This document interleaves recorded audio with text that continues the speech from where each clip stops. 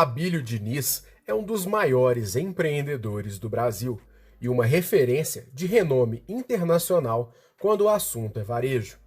Abílio dos Santos Diniz nasceu em São Paulo no dia 28 de dezembro de 1936. Abílio é o primeiro dos 6 filhos de Floripes Pires e do imigrante português Valentim Diniz. Valentim nasceu em 1913, no interior de Portugal, e imigrou ao Brasil em 25 de novembro de 1929. Posteriormente, se estabeleceu em solo brasileiro como comerciante, sendo dono de uma padaria. Abílio Diniz começou a trabalhar aos 12 anos, auxiliando seu pai na doceria Pão de Açúcar, inaugurada em setembro de 1948. Em sua infância, Abílio sofria bullying por ser baixinho e gordinho. Por conta disso, desde jovem passou a praticar constantemente exercícios físicos e artes marciais, moldando uma personalidade competitiva desde muito cedo. Abílio estudou no Colégio Anglo-Latino, fez segundo grau no Colégio Mackenzie e se formou em 1956 pela Escola de Administração de Empresas da Fundação Getúlio Vargas. Concluída a graduação, Diniz abriu mão de uma pós-graduação na Universidade de Michigan, nos Estados Unidos, ao aceitar a proposta de seu pai para abrir um supermercado. Em abril de 1959, pai e filho inauguraram o supermercado Pão de Açúcar, a primeira unidade do que viria a se tornar a maior rede varejista da América Latina, o Grupo Pão de Açúcar. A primeira unidade era localizada na Avenida Brigadeiro Luiz Antônio, em São Paulo. Em 1960, com a operação da primeira loja estabelecida, Diniz viajou durante 4 meses pela Europa e pelos Estados Unidos para observar o funcionamento do setor de varejo no exterior. Por meio das visitas nas redes de supermercado pelo mundo, Diniz buscou aprender tudo o que podia sobre a concorrência. Em suas visitas, ele observou em loco as operações do Walmart e na Europa do Carrefour e Casino. Em 1963, após 4 anos da abertura da primeira loja, a segunda unidade do Pão de Açúcar foi inaugurada na rua Maria Antônia, no centro de São Paulo. Um ano depois, o Pão de Açúcar adquiriu os supermercados Quico e Tip Top.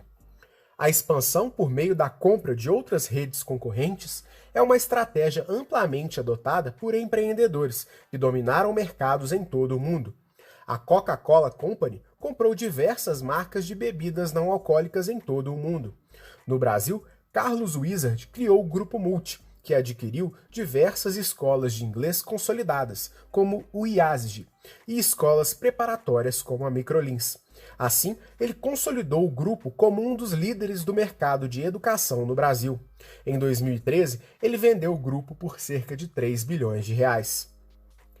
Em 1965, Abílio Diniz foi para os Estados Unidos estudar marketing pela Universidade de Ohio e economia pela Universidade de Columbia, em Nova York. Na época, ele se preparou para poder dar um salto na organização da família, adquirindo conhecimento e vivência que seriam essenciais em sua trajetória como empreendedor. Ao longo de sua jornada, Abílio ganhou a companhia de outros empreendedores e economistas, que o ajudaram a ganhar cada vez mais força como empresário. Entre estas pessoas se destacam o ex-ministro Luiz Carlos Bresser Pereira, responsável pelo antigo Plano Bresser. Em 1967, Abílio Diniz embarcou para Paris, junto a Luiz Carlos Bresser, para conhecer Marcel Fournier, cofundador do Carrefour. O empresário levou-os para conhecer uma loja, onde detalhou o passo a passo da operação. Na época, até mesmo o tamanho das escadas rolantes das lojas do Carrefour foram usadas de modelo por Abílio, realizando um verdadeiro benchmarking, isto é, estudando as melhores práticas do mercado. Inclusive, temos uma aula completa sobre benchmarking em nosso canal. Em 1968, Abílio foi um dos fundadores da Associação Brasileira de Supermercados, mostrando desde cedo as suas habilidades de liderança e se consolidando como uma voz atuante no setor varejista nacional. Inspirado no modelo de hipermercados Carrefour, Diniz inaugurou em 1971, na cidade de Santo André, a bandeira Jumbo, o primeiro hipermercado do Brasil. Nas lojas do Jumbo, era possível encontrar muito mais do que produtos do catálogo regular de um supermercado. As lojas também ofereciam um enorme leque de produtos, com presença de peças automotivas, eletrodomésticos, entre outras opções, que diferenciavam o modelo de hipermercado dos tradicionais supermercados. Em 1976, o Grupo Pão de Açúcar, que se consolidava como uma rede poderosa de varejo no Brasil, com diversas bandeiras de supermercados sobre o seu guarda-chuva, adquiriu também a rede Eletroradiobras, segunda maior rede de supermercados e hipermercados do Brasil na época, com 8 supermercados, 26 hipermercados, 16 magazines e um depósito. Durante as décadas de 60 e 70, o Pão de Açúcar apresentou um crescimento com Diniz à frente do negócio.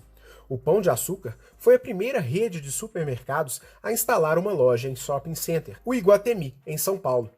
Também foi a primeira a ter uma farmácia, a funcionar 24 horas e montar um centro de processamento de dados. Todas essas atitudes representavam diferenciais competitivos expressivos, que ajudavam a rede a acumular cada vez mais caixa para realizar novas aquisições e dominar o mercado nacional.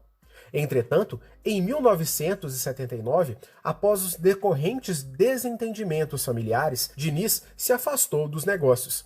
Apesar de tocar as atividades da empresa, a palavra final era sempre de seu pai, que foi presidente da empresa até 1995. Nessa época, Abílio foi convidado pelo ministro do Planejamento, Mário Henrique Simonsen, para fazer parte do Conselho Monetário Nacional. Lá, atuou principalmente coordenando a produção de boletins econômicos. No período de 10 anos em que Diniz passou na ponte aérea São Paulo-Brasília, a empresa foi conduzida por seu pai, irmãos e outros profissionais. No final da década de 1980, ao perceber que os negócios não iam bem, seu Valentim pediu que Abílio assumisse a direção com plenos poderes. Em meados de 1989, Abílio voltou à companhia e passou a ocupar a presidência executiva, enquanto seu Valentim integrava a presidência do Conselho de Administração do grupo. Apesar da felicidade momentânea por retornar à chefia do Grupo Pão de Açúcar, Abílio sofreu um novo e duro golpe em 1989. No dia 11 de dezembro de 1989, Abílio Diniz foi sequestrado no Jardim Europa, em São Paulo. Na época, ele dispensava uma equipe particular de seguranças e andava armado frequentemente. Durante 6 dias, ele ficou em um cativeiro no bairro Jabaquara, zona sul de São Paulo. O grupo de sequestradores era composto por 10 pessoas, de vários países sul-americanos, ligados a um suposto movimento de esquerda. Todos acabaram sendo presos posteriormente e Abílio foi liberto. Visando salvar a empresa da família e tentando recuperar sua saúde mental, Abílio Diniz desenvolveu um projeto de recuperação emergencial, mas não chegou a executá-lo, pois em março de 1990, o governo Collor implementou um plano de medidas financeiras no país, como o confisco da caderneta de poupança. O confisco gerou uma enorme crise no país, que abateu o faturamento do Grupo Pão de Açúcar, levando-o a uma falta de caixa na empresa, e o Pão de Açúcar ficou à beira da falência. Para recuperar a companhia, Abílio pôs em prática o lema "corte, concentre e simplifique". Ele executou um plano drástico de corte de despesas, que não poupou nem os cargos do primeiro escalão da empresa. Na época, a empresa tinha se habituado a pagar cada vez mais os seus empregados e investir na contratação de executivos com salários cada vez mais altos. Além disso, a antiga sede original do Pão de Açúcar foi substituída por um suntuoso prédio no Berrini, bairro comercial de São Paulo. A ideia da construção do prédio foi dos irmãos de Abílio, que revezaram o comando da empresa durante os anos de ausência de Abílio. O prédio foi sede do Grupo Pão de Açúcar de 1986 a 1992. Entretanto, Abílio decidiu vender o prédio e retornar a sede da empresa para as antigas instalações, bem mais enxutas, onerando também menos gastos. O número de lojas do grupo, que chegou a 625 em 1985, foi reduzido para 262 em 1992. Desta forma, Abílio conseguiu contornar a crise da empresa e também atravessar o período de instabilidade da economia nacional. Posteriormente, as medidas de Abílio possibilitaram ao grupo a realização de um novo período de expansão. A partir de 1992, conflitos familiares começaram a interferir no futuro da companhia. A discordância de Abílio com seus pais e irmãos ficou insustentável e algumas das partes deveriam ceder para que o grupo não saísse prejudicado. O Grupo Pão de Açúcar se estabilizou societariamente com um acordo fechado em novembro de 1993. Diniz ficou com o controle majoritário do grupo e seus pais passaram a ter uma participação minoritária, cerca de 36,5% das ações. Sua irmã, Lucília, preservou 12% das ações. Os demais irmãos venderam suas participações no grupo. A compra das partes de seus irmãos acabou onerando de forma significativa o caixa da empresa. Porém, em 1995, Abílio Diniz abriu o capital do Grupo Pão de Açúcar e, em 1997, passou a negociar suas ações na Bolsa de Nova York.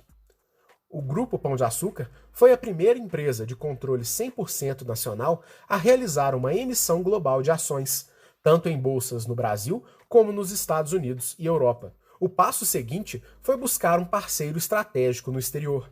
Nesse processo, foi escolhido o grupo francês Casino, presidido por Jean-Charles Naur, que entrou em 1999 como sócio minoritário do grupo, adquirindo 24,5% das ações do GPA, por cerca de 854 milhões de dólares. 2 anos depois, o grupo francês ampliou sua participação no negócio, investindo 2 bilhões de reais, e em junho de 2012, o grupo assumiu o controle total do GPA. No final de 2002, Diniz e seus filhos decidiram profissionalizar a companhia. Desta forma, Abílio deixou a presidência executiva do GPA e passou a ser presidente do conselho administrativo do grupo. Em 2003, Abílio se tornou também membro do Conselho de Desenvolvimento Econômico e Social, um grupo formado por representantes da sociedade civil dos mais diversos segmentos, que assessoravam diretamente o presidente da República, Luiz Inácio Lula da Silva, em todas as áreas de atuação do Poder Executivo Federal. Nesse mesmo período, em 2009, o Grupo Pão de Açúcar comprou a rede Ponto Frio, tornando-se líder no varejo do país. Anos depois, a empresa também operou uma fusão entre o Ponto Frio e as Casas Bahia, formando a Via Varejo, o maior colosso varejista do Brasil. Em abril de 2013, Abílio, a convite da gestora de investimentos Tarpon, assumiu a presidência do Conselho de Administração da Brasil Foods, empresa que surgiu da fusão das marcas Sadia e Perdigão. Dessa forma, Abílio passou a fazer parte pela primeira vez do segmento industrial do país. Atuando como sócio minoritário da BRF por meio da Península Participações, empresa de investimentos da família, sua atuação na companhia iniciou-se por uma ampla reestruturação. O lucro da companhia teve um crescimento de 700 milhões em 2012 para 2,2 bilhões em 2014. Na mesma época, o valor de mercado da empresa foi de 37 para 55 bilhões de reais. O acordo com a rede Casino determinava que, após um período, o controle operacional do GPA passaria para a rede francesa, e Abílio deveria deixar o comando da empresa. A contragosto, Abílio passou o bastão para os franceses, mesmo após várias manobras para evitar o acordado. A relação entre Abílio e os franceses ia de mal a pior, principalmente por conta de uma suposta pretensão de Abílio em fundir o GPA com o grupo francês Carrefour, rival do Casino. Em setembro de 2013, insatisfeito com a nova gestão do GPA pelo francês Casino, Abílio firmou um acordo com o sócio Jean-Charles Naur para deixar a companhia. Nesse ato, Abílio preferiu transformar suas ações ordinárias em preferenciais, com direito a voto, e, além disso, renunciou ao cargo de presidente do conselho do GPA, que passou também a ser exercido por Naur. Em contrapartida, Abílio foi liberado da cláusula de não concorrência, que antes o impedia de atuar em outras redes de varejo. Quando Abílio deixou o comando do Grupo GPA, o conglomerado continha as bandeiras de varejo alimentar Pão de Açúcar e Extra, o atacarejo Açaí e o Ponto Frio no mercado de eletrodomésticos. A empresa também era sócia majoritária das Casas Bahia, através da sua controladora, a Globex SA. Atualmente, as Casas Bahia foram recompradas por Michael Klein, filho de Samuel Klein, fundador das Casas Bahia. Inclusive, já contamos em detalhes a história de Samuel Klein em nosso canal. Foi por conta da liberação para atuar no varejo que Abílio decidiu dar vida a um sonho antigo e acabou adquirindo parte das ações da rede Carrefour, se tornando o responsável pela operação nacional da rede. No final de 2014, Abílio adquiriu por meio da Península Participações 10% das ações do Carrefour Brasil e assumiu um assento no conselho de administração da empresa. Ao sair do GPA, Abílio passou a dedicar mais tempo à Península Participações e às empresas investidas pelo grupo, como BRF e Carrefour. Em 2014, a Península já geria um patrimônio de mais de 10 bilhões de reais e contava com mais de 100 profissionais. Em junho de 2015, a Península ampliou a sua participação no Carrefour Brasil de 10% para 12%. Em meio a essa ampliação, o Fundo Soberano de Singapura também entrou como um investidor indireto.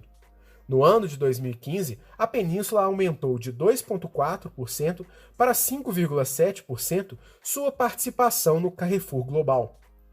Em março de 2016, a empresa tornou-se o terceiro maior acionista global da rede Carrefour, aumentando sua participação de 5,7% para 8,05% das ações do Carrefour Internacional.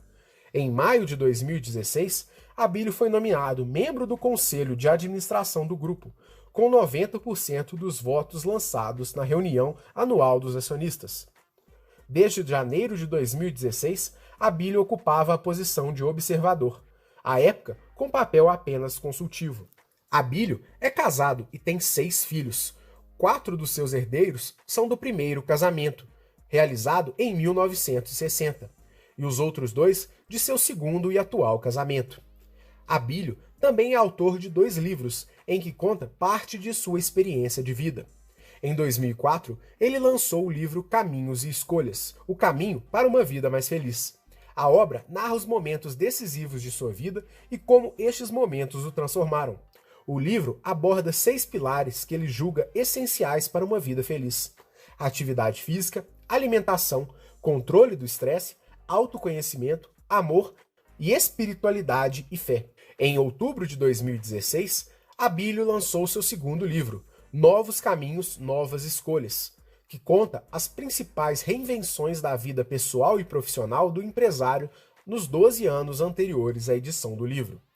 Em 2015, a jornalista Cristiane Correia, autora do best-seller Sonho Grande, escreveu o livro Abílio, Determinado, Ambicioso, Polêmico, publicado pela editora Sextante, no qual ela narra com detalhes a trajetória do empresário, desde quando ele era ainda um garoto impopular até se tornar um dos maiores empresários do Brasil. Inclusive, já fizemos um review sobre o livro em nosso canal, assim como um vídeo em que o próprio Abílio compartilha 10 dicas de sucesso na vida e nos negócios. Atualmente, Abílio Diniz é considerado o 10º homem mais rico do Brasil pela revista Forbes, com uma fortuna avaliada em 3,5 bilhões de dólares. Aos 81 anos de idade, Abílio continua ativo e expandindo seus negócios. Existem especulações recentes de que Abílio pode finalmente realizar o seu sonho antigo de fundir as redes Carrefour e o Casino GPA. Entretanto, ainda se trata de um rumor. A figura de Abílio é uma das maiores referências do Brasil quando o assunto é empreendedorismo. Existem algumas controvérsias a respeito do empreendedor, principalmente por sua relação com governos passados. Entretanto, até o momento, a trajetória de Abílio mostra a capacidade de transformar um pequeno negócio como o do seu pai em um dos maiores colossos varejistas do mundo, mostrando também sua capacidade de superar o bullying sofrido no passado, as dificuldades com o Grupo Pão de Açúcar e até mesmo em relação à sua própria segurança. A incrível história de Abílio Diniz é mais uma história que merece ser contada por nosso canal. Estamos produzindo diversos conteúdos sobre empreendedorismo em nosso canal. Para continuar recebendo nosso conteúdo gratuito, se inscreva em nosso canal e acione o sininho das notificações para receber as nossas atualizações. Esperamos que você tenha gostado, um grande abraço e até a próxima.